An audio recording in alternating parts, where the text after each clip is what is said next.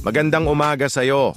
Bago ka sumabak sa hamon ng araw na to, bago mo harapin ulit ang mundo, sandali lang, huminga ka muna ng malalim. Isa pa, relax. Alam ko, ramdam ko yung bigat. Yung pakiramdam na parang ayaw mo nang bumangon kasi pagod ka na. Yung paulit-ulit na lang ang lahat. Pero pakinggan mo to, ang bawat pagsikat ng araw ay isang mensahe mula sa itaas. Isang bagong pagkakataon para sa'yo na sumubok at magsimula ulit. Hindi mo kailangang maging perpekto agad-agad. Ang pinakamahalaga, bumabangon ka at sinusubukan mo. Dahan-dahan lang pero tuloy-tuloy. Dahil ang bawat maliit na hakbang mo ngayon, yan ang bumubuo sa malaking tagumpay mo bukas. Kaya ngayong umaga, kapit lang.